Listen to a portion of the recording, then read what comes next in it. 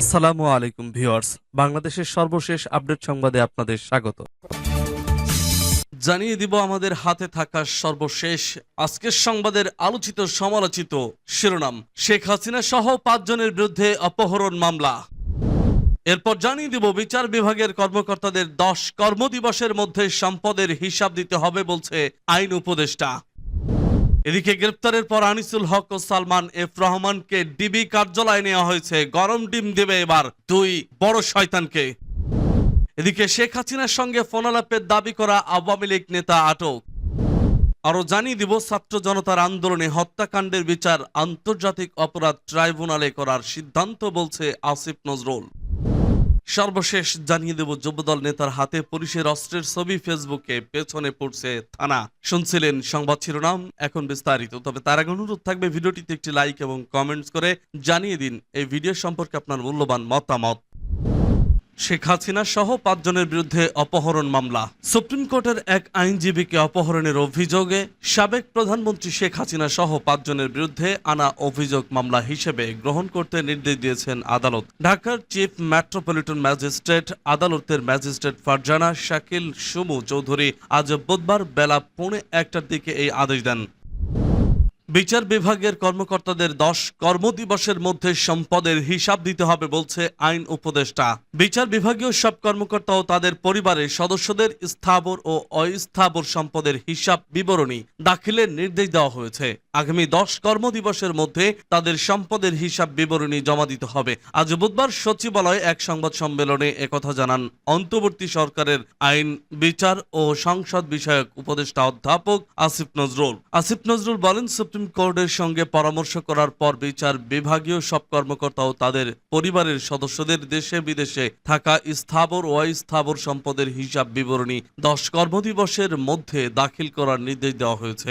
ছাত্র জনতার আন্দোলনের মুখে শেখ হাসিনা 5ই আগস্ট প্রধানমন্ত্রীর পদ থেকে পদত্যাগ করে দেশ ছাড়েন। তার সরকারের পতনের পর ডক্টর মোহাম্মদ ইউনূসের নেতৃত্বে গঠিত হয় অন্তর্বর্তী সরকার।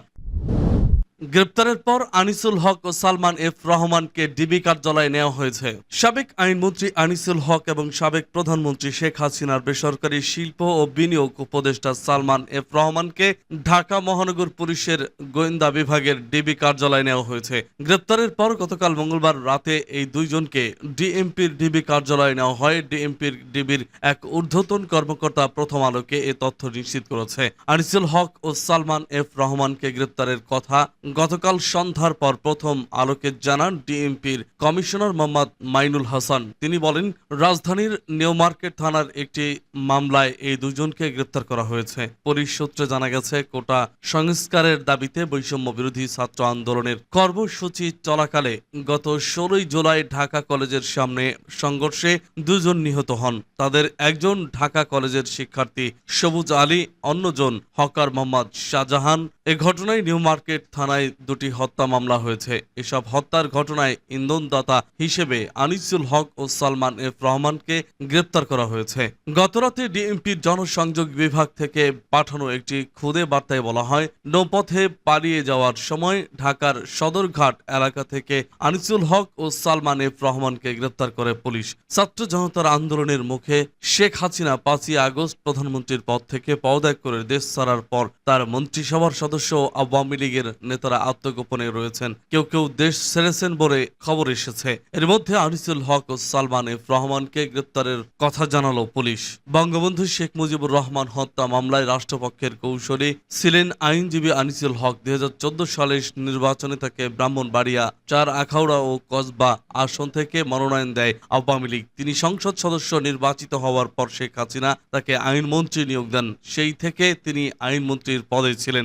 সালমান এফ রহমান বাংলাদেশের শিল্প ও বণিক সমিতি ফেডারেশনের FBCI এর সাবেক সভাপতি এবং বেক্সিমকো গ্রুপের প্রতিষ্ঠাতাদের একজন। তিনি আওয়ামী লীগ সভাপতি শেখ হাসিনার বেসরকারি খাত বিষয়ক উপদেষ্টা ছিলেন। 2018 সালের নির্বাচনে সালমান এফ রহমান ঢাকা 1 আসন থেকে নির্বাচন করে আওয়ামী লীগ থেকে সংসদ সদস্য হন। পরে তাকে নিজের বেসরকারি শিল্প ও বিনিয়োগ উপদেষ্টা পদে নিয়োগ দেন সাবেক প্রধানমন্ত্রী শেখ হাসিনা।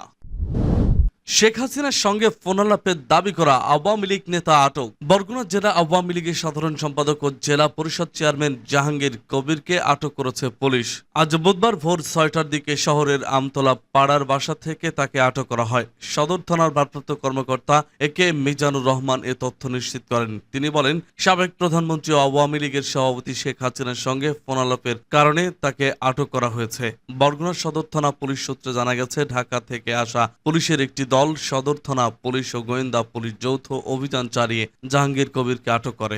জাহাঙ্গীর কবির দাবি করেছিলেন, পদত্যাগ করে দেশ ছাড়া সদ্য সাবেক প্রধানমন্ত্রী ও আওয়ামী লীগের সভাপতি শেখ হাসিনার সঙ্গে তার ফোনে কথা হয়েছে। আওয়ামী লীগের নেতাকর্মীদের ধারণা, দেশের সাম্প্রতিক বিষয় নিয়ে এই ফোনালাপের জেরে জাহাঙ্গীর কবিরকে আটক করা হয়েছে। এ বিষয়ে বরগুনা জেলা আওয়ামী লীগের যুবলীগ সাবেক যুগ্ম সাধারণ সম্পাদক আব্বাস হোসেন প্রথম আলোকে বলেন, আমাদের ধারণা ফোনালাপের জেরে পুলিশ জাহাঙ্গীর কবিরকে আটক করা হয়েছে। নাম প্রকাশ না করার শর্তে আওয়ামী লীগের স্থানীয় কয়েকজন নেতাকর্মী বলেন, জাহাঙ্গীর কবির দাবি করেছিলেন যে গত সোমবার শেখ হাসিনার সঙ্গে যেন ফোনালাপ হয়, তার দেশের চলমান পরিস্থিতি নিয়ে তাদের কথা হয়। সেখানে 15ই আগস্ট কর্মসূচি পালনের নির্দেশনা ছিল। ফোনালাপের একটি ভিডিও সামাজিক যোগাযোগ মাধ্যমে ফেসবুক ছড়িয়ে পড়ে।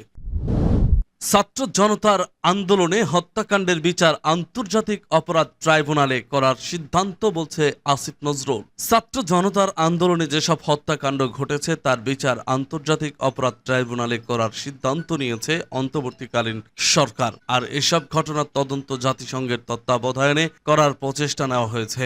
আজ বুধবার সচিবালয়ে এক সংবাদ সম্মেলনে এসব তথ্য জানান অন্তর্বর্তীকালীন সরকারের আইন বিচার ও সংসদ বিষয়ক উপদেষ্টা অধ্যাপক আসিফ নজরুল। আসিফ নজরুল জানান, গত 1 জুলাই থেকে 5ই আগস্ট পর্যন্ত ছাত্র জনতার আন্দোলনে সংঘটিত হত্যাকাণ্ডের ঘটনাগুলোর বিচার আন্তর্জাতিক অপরাধ ট্রাইব্যুনালে করা হবে। আন্দোলনকে কেন্দ্র করে একই সময়ে ঢাকায় হওয়া মিথ্যা ও হয়রানিমূলক মামলাগুলো আগামীকাল বৃহস্পতিবারের মধ্যে প্রত্যাহার করা হবে, আর বাকি মামলাগুলো 31 আগস্টের মধ্যে প্রত্যাহার করা হবে। ছাত্র জনতার আন্দোলনের মুখে শেখ হাসিনা 5ই আগস্ট প্রধানমন্ত্রীর পদ থেকে পদত্যাগ করে দেশ ছাড়েন। তার সরকারের পতনের পর ডক্টর মোহাম্মদ ইউনূসের নেতৃত্বে গঠিত হয় অন্তর্বর্তী সরকার। যুবদল নেতার হাতে পুলিশের অস্ত্রের ছবি ফেসবুকে, পেছনে পুড়ছে থানা। পিরোজপুরের মঠবাড়িয়া উপজেলা যুবদলের সদস্য সচিব তাহসিন জামান ওরফে রোমেলের হাতে পুলিশের অস্ত্র নিয়ে একটি ছবি সামাজিক যোগাযোগ মাধ্যমে ছড়িয়ে পড়েছে।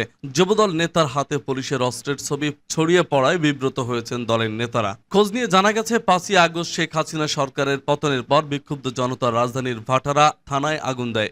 ভাটারা থানার সামনে প্রকাশ্যে একটি রাইফেল হাতে নিয়ে ছবি তোলেন যুবদল নেতা তাহসিন জামান। পরে তার ঘনিষ্ঠজনেরা সেটি ফেসবুকে পোস্ট করলে তা ছড়িয়ে পড়ে। উপজেলা বিএনপির কয়েকজন নেতা নাম প্রকাশ না করার শর্তে প্রথম আলোকে বলেন, রাজধানীর ভাটারা থানার আগুনের ছবি ও অস্ত্র হাতে তাহসিন জামানের ছবি দেখে এটি বোঝা যায় যে তিনি নাশকতায় অংশ নিয়েছেন। তার এমন কাজে বিএনপির ভাবমূর্তি ক্ষুণ্ণ হয়েছে। এতে মানুষের ধারণা হবে বিএনপির নেতাকর্মীরা হয়তো এ ধরনের কাজে জড়িত ছিলেন। মঠবাড়িয়া উপজেলা বিএনপির সাবেক সহ ছাত্র বিষয়ক সম্পাদক ও ছাত্র দলের সাবেক সাধারণ সম্পাদক রিয়াজুল ইসলাম বলেন, 5ই আগস্ট শেখ হাসিনার সরকারের পতনের পর বিএনপির ভারপ্রাপ্ত চেয়ারম্যান তারেক রহমান লুটপাট, অগ্নিসংযোগ সহ নাশকতামূলক কর্মকাণ্ড থেকে দলীয় নেতাকর্মীদের বিরত থাকার নির্দেশ দেন। এরপরও কেউ যদি এ ধরনের কর্মকাণ্ডে জড়িত হন, দলের ভাবমূর্তির স্বার্থে তাদের বিরুদ্ধে সাংগঠনিক ব্যবস্থা নেওয়া উচিত। ছবির বিষয়ে তাহসিন জামানের ভাষ্য, 5ই আগস্ট বেলা 1:15টার দিকে ছাত্রদের সঙ্গে মিছিল করে ভাটারা থানার সামনে পৌঁছানোর পর তিনি দেখতে পান জনতা থানা ভাঙচুর ও অগ্নিসংযোগ করছে। তারা যারা মিছিলে অংশ নিয়েছিলেন তারা সড়কের উপর কিছু অস্ত্র পরিত্যক্ত অবস্থায় পান। পরে ভাটারা থানার বিপরীত দিকে থাকা সেনাবাহিনীর ক্যাম্প অস্ত্রগুলো জমা দেন বলে দাবি এই যুবদল নেতার। এই ঘটনায় বিব্রত হওয়ার কথা জানিয়ে কোনো মন্তব্য করতে রাজি হননি মঠবাড়িয়া উপজেলা বিএনপির দায়িত্বশীল একাধিক নেতা। যুবদলের কেন্দ্রীয় কমিটির সভাপতি আব্দুল মোনায়েম প্রথম আলোকে বলেন, এ ঘটনায় যুবদল নেতা তাহসিন জামানের বিরুদ্ধে সাংগঠনিক ব্যবস্থা নেওয়া হবে।